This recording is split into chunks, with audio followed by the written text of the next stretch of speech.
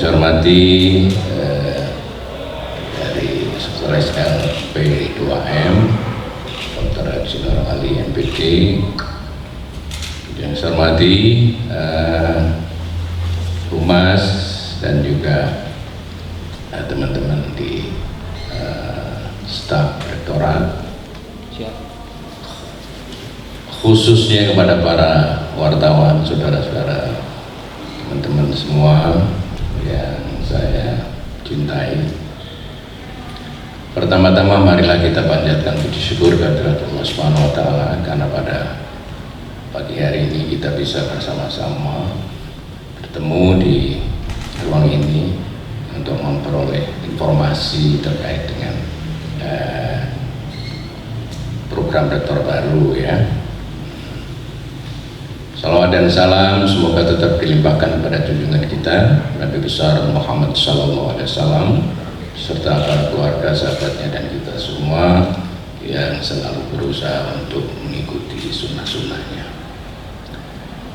Teman-teman sekalian, para wartawan yang saya cintai, saya ucapkan selamat datang kepada saudara-saudara baik yang lama maupun yang baru. Seperti yang sudah disampaikan oleh Ibu WR2 tadi bahwa kita harus menjadi wartawan yang profesional, yang bisa bekerja dengan baik, menjunjung etika profesi ya, dan juga bisa tentu bermanfaat untuk semua. Ini saya kira penting. Nah, saudara-saudara sekalian, sebagai rektor terpilih ya, yang tadi sudah disebut dilantik pada hari Rabu 28 Juli 2021 oleh Pak Menteri, saya punya dua program besar. Yang satu adalah program 100 hari ya, yang kedua program 5 tahun ke depan, satu periode. Program 100 hari ini adalah kita melakukan evaluasi dan penataan manajemen yang efektif, efisien, dan berdaya guna.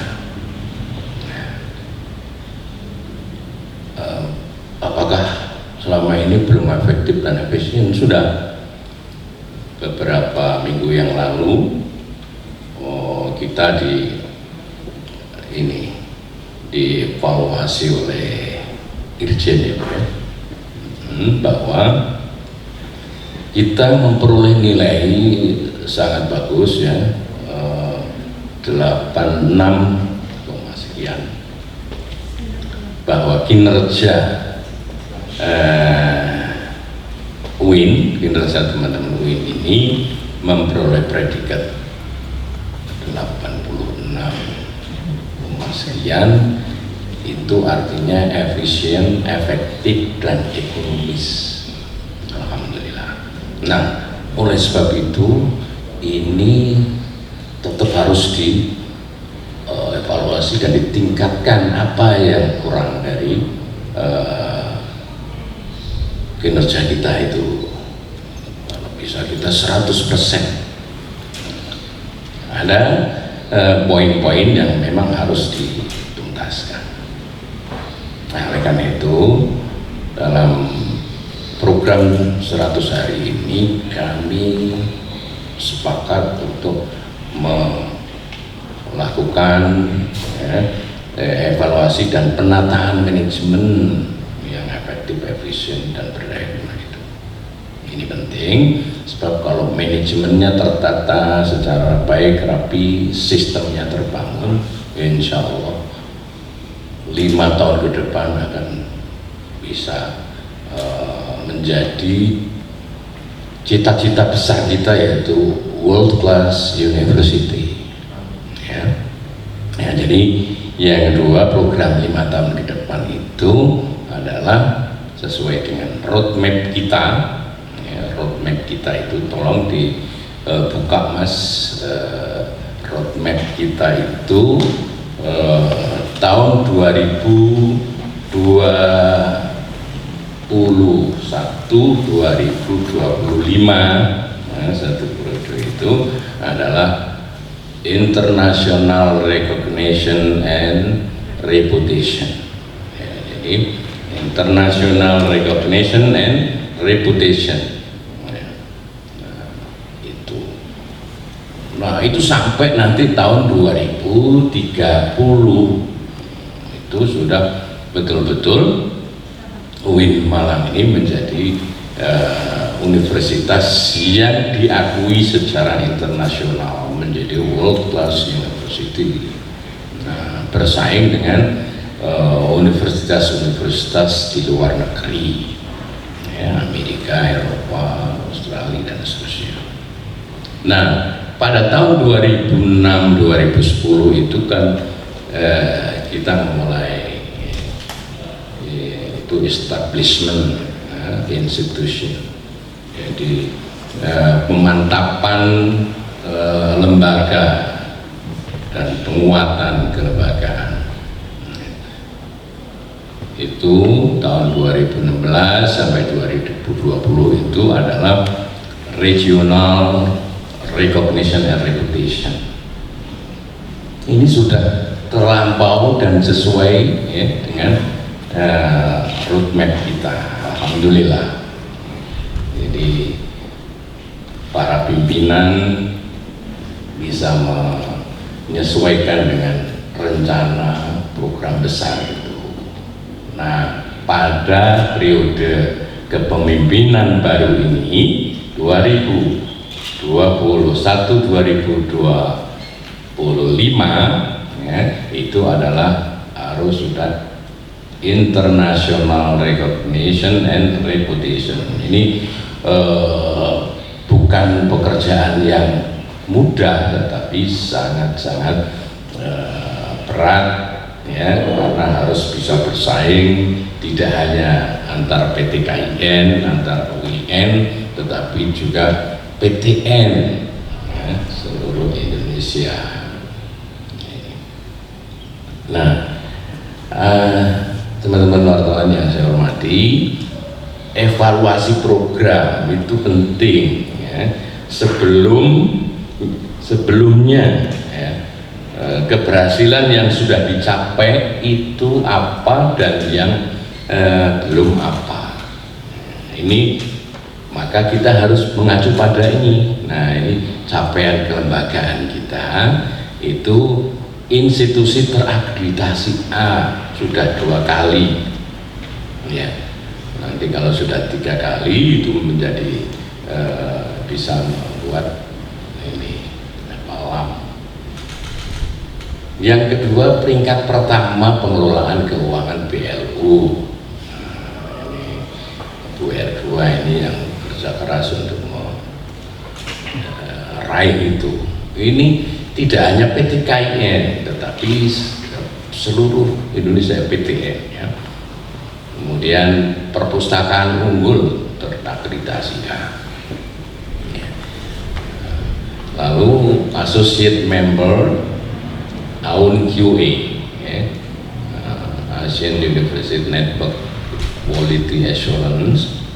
Nah, ini juga sudah mendapatkan pengakuan sertifikat dari AUN QA. Nah, ini tentu poin modal untuk menuju World Class University atau World University Ranking. Kemudian juga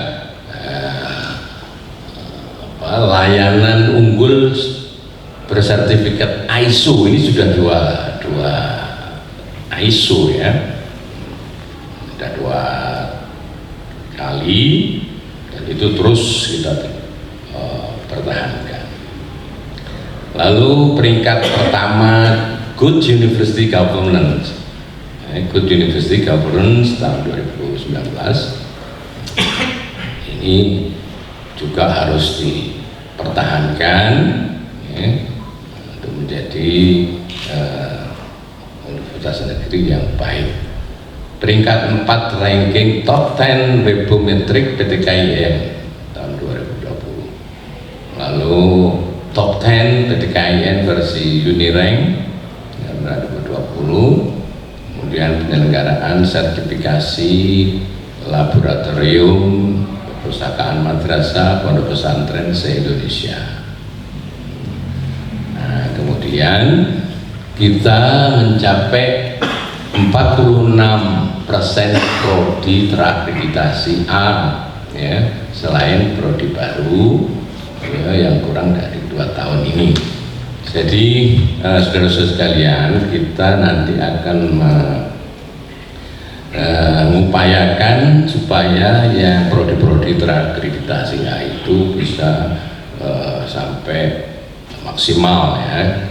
Kenapa baru 46 itu? Karena kita terus menambah prodi baru, sehingga ketika sudah sampai pada 50-60% ada prodi baru, yang prodi baru itu kan statusnya tentu masih C, meningkat nanti B sampai A. Nah, ini diharapkan prodi-prodi itu menjadi terakreditasi A dan unggul, ya. Ya, selanjutnya peringkat ketiga Sinta ranking PTKIN. Nah, ini kita harus capai peringkat ke-1, ya, mendapatkan Saudi Fund for Development, SFD, ya, itu untuk pembangunan kampus 3, yang marketnya sudah sama-sama kita ketahui dengan lafaz basmalah itu. Kalau sudah nanti terrealisir, kampus kita ini, ya, akan menjadi kampus yang memiliki reputasi dan bergengsi. Yang peringkat selanjutnya grade nilai masuk FKIK jalur SBMPTN, itu peringkat 13. FKIK itu, ya, termasuk baru tapi peminatnya sangat-sangat luar biasa, sangat-sangat luar biasa. Baru bisa mendapatkan kuota 50 saja, tapi pendaftarnya ribuan. Nah, ini termasuk salah satu ini the best 5, ya, dari prodi-prodi yang ada di UI. Juara umum pionir, kemudian juga olimpiade, ya, masih banyak. Nah, ini capaian-capaian yang sudah kita terima, kita dapatkan, maka kita evaluasi lagi, dan kemudian program kita ke depan ini harus, ya, lebih meningkat, lebih baik, ya, karena memang kita menuju pada world class university yang diantaranya syarat-syarat yang harus dipenuhi itu adalah penelitian dari para dosen dan juga mahasiswa itu bisa mendapatkan pengakuan baik secara nasional maupun internasional, ya. Kemudian juga ini jurnal kita, ya, jurnal kita berapa yang sudah internasional, ya, terindeks, ya, secara internasional baik Scopus maupun Thomson atau yang lain. Nah, ini mesti harus kita raih dan kita capai, ya. Nah, kemudian juga SDM kita, ya, berapa yang sudah guru besar kita tingkatkan dari yang kemarin 21 kita tingkatkan sampai pada puluhan, ya. Ini dalam rangka juga untuk memenuhi syarat dari akreditasi internasional, student exchange, ya, bagaimana pertukaran mahasiswa juga para dosen luar negeri dan dosen luar negeri ke sini. Ini sejalan dengan kampus Merdeka Belajar, ya, MPKM, Merdeka Belajar dan Kampus Merdeka. Ini juga sudah kita siapkan, ya, sudah jadi konsep akademiknya, tinggal mengimplementasikan untuk semester ini. Ya. Nah, jadi seperti juga pesan dari Pak Menteri bahwa PT KIN ini harus menjadi perguruan tinggi yang bergengsi, yang memiliki reputasi baik nasional maupun internasional. Nah, itu. Nah, kita punya keunggulan yang tidak dipunyai oleh yang lain. Itu ada 4 keunggulan kita, adalah Ma'hadul Jami'ah, ya, pesantren kampus yang setiap tahun, ya, itu para mahasiswa baru tinggal di sana 1-2 tahun, yang berjumlah kurang lebih 4.000 sampai 4.500 untuk ditempa menjadi mahasantri yang memiliki kekuatan moral, spiritual, dan juga tradisi pesantren, tradisi yang selama ini menempa moralitas dari para mahasiswa dan santri. Ya, jadi pusat pengembangan bahasa, ya, baik Arab, Inggris maupun Mandarin. Nah, ini sudah diakui secara nasional bahwa di UIN Malang ini pusat pengembangan bahasa sudah sedemikian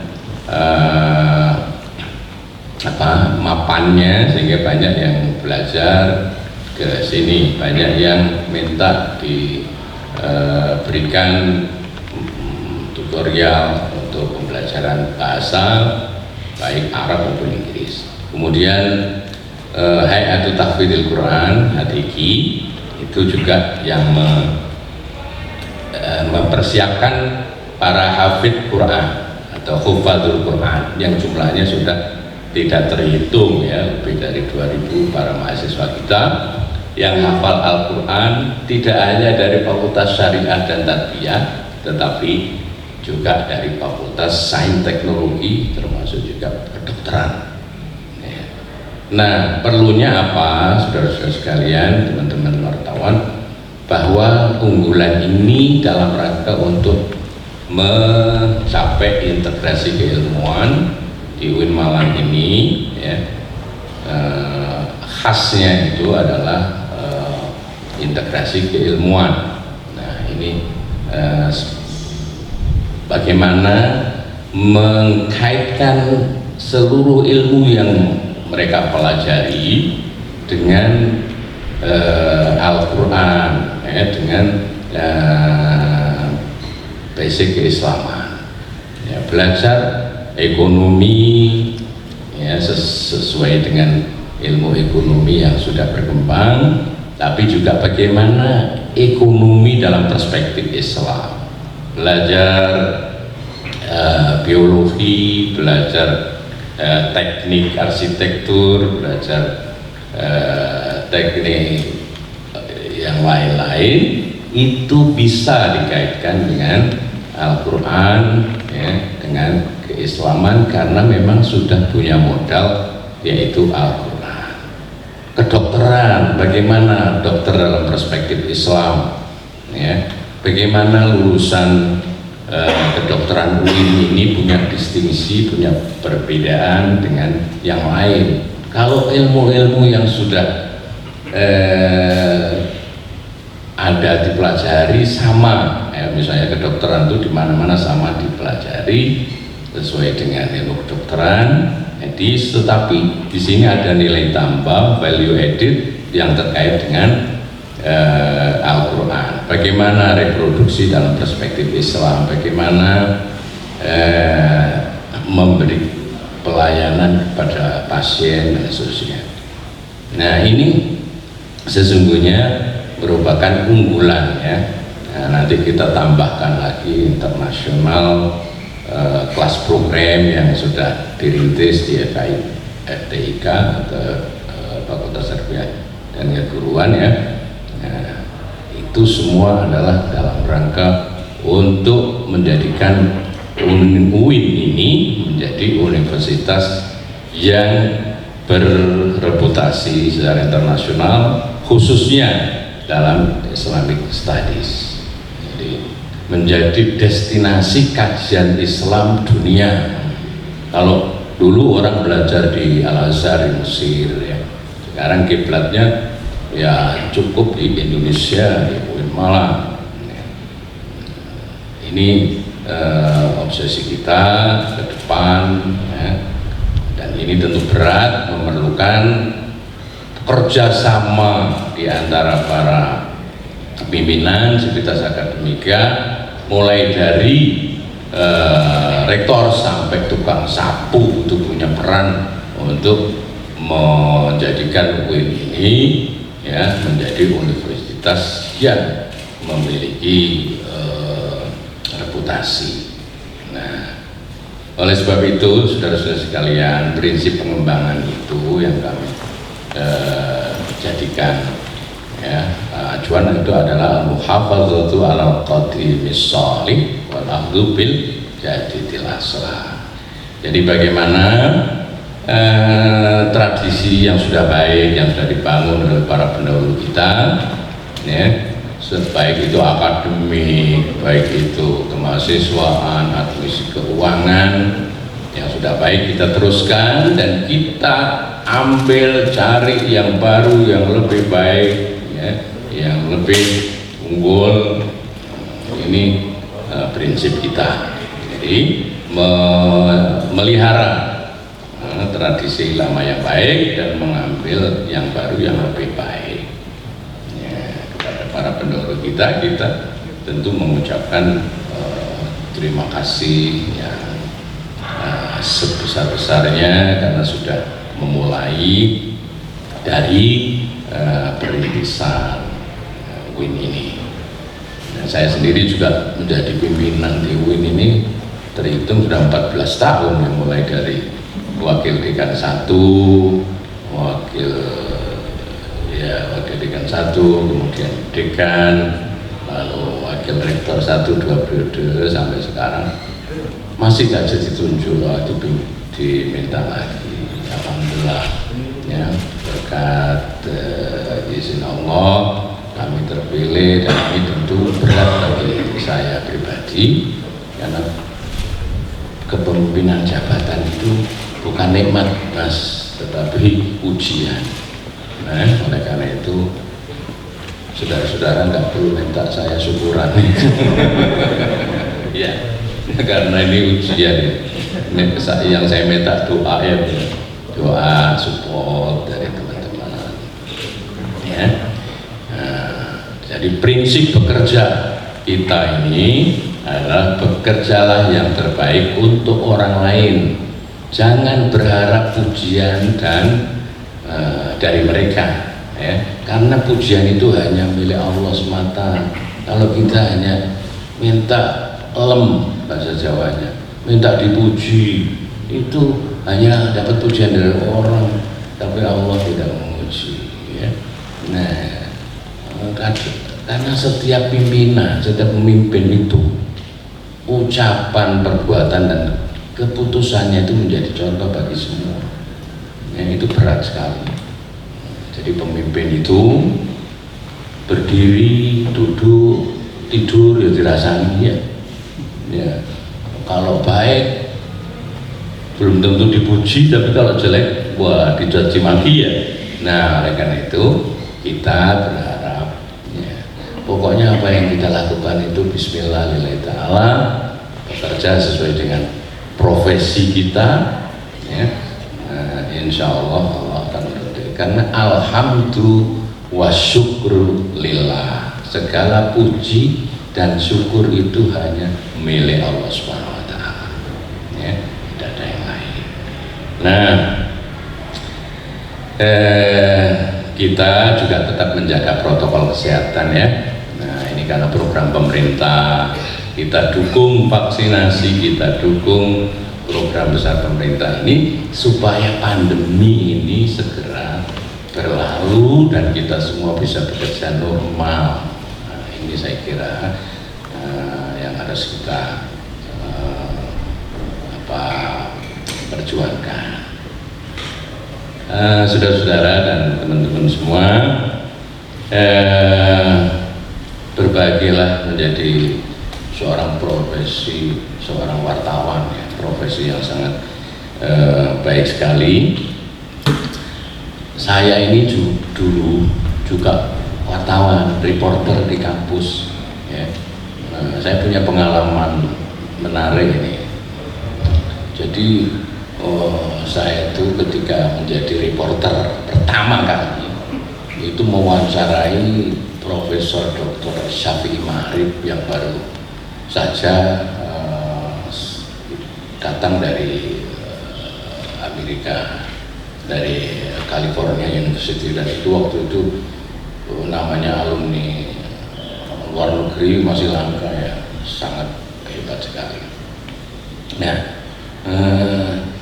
ketika saya mewawancara ini kemudian masuk di majalah itu, senang saya luar biasa. Nah, beberapa teman mengundang beliau untuk ceramah di masjid kampus, ya, di masjid kampus. Beliau itu orang humble, ya. Syafi'i Ma'arif sampai sekarang masih ada, mantan ketua BPM Muhammadiyah.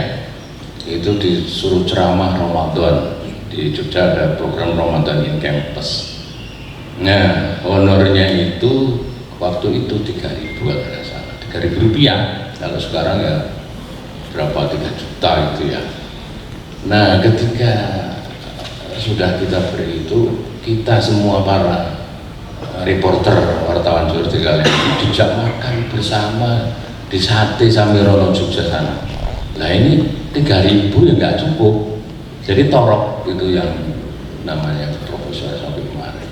Sampai kita ini ketawa-ketawa sama teman-teman ini sambil, ya wah, kita beri 3.000, beliau malah ngajak makan sate yang harganya lebih dari 3.000. Pengalaman yang kedua, Bapak, saudara-saudara sekalian, saya ini juga penulis sejak mahasiswa. Ketika tulisan saya pertama kali dimuat di koran Masa Kini, waktu itu di Jogja itu ada Masa Kini, ada Kedaulatan Rakyat, ada satu lagi apa saya lupa namanya. Nah, ketika dimuat itu kan di kampus itu kan koran itu zaman dulu ya, itu ditaruh di tempel di dinding. Teman-teman kita bilang, wah, itu baca itu koran hari ini. Ada apa? Baca supaya tahu tulisan saya gitu ya. Waktu itu saya nulis tentang mahasiswa. Setelah itu teman saya terpacu menjadi penulis itu karena teman saya satu kelas sudah bisa menulis produktif, Mas Imam Aziz sekarang di PBNU. Saya masa nggak bisa, akhirnya saya ikut belajar menulis diterima. Teman saya satu lagi menulis, belajar, bisa dimuat. Wah, ini ceritanya lucu, dapat honor 3.000 harus ngambil di tempat redaksi. Dulu itu kan ngambil, nggak ditransfer, belum ada itu. Ngambil honor 3.000, pinjam sepeda motor, nggak pakai helm, ditangkap polisi. Waktu itu belum ada helm, dia nggak punya SIM, tangkap polisi. Nah, untuk sidang itu lebih dari 3.000. Tekor lagi ya, tapi seneng karena tulisannya itu dimuat. Ini jadi gerak-gerak semua. Nah, oleh karena itu saya tekankan pada teman-teman wartawan, tekuni wartawan jurnalistik ya dengan baik, insya Allah nanti kalian punya masa depan yang baik. Amin. Ini pengalaman saya, dan jadilah wartawan yang baik, yang profesional, yang tetap menjaga etika ya. Jaga etika, insya Allah diridhai Allah SWT. Ya, itu saya kira mukadimah saya. Mungkin kalau ada yang harus ditanyakan saya berjalan. Terima kasih Bu PR2.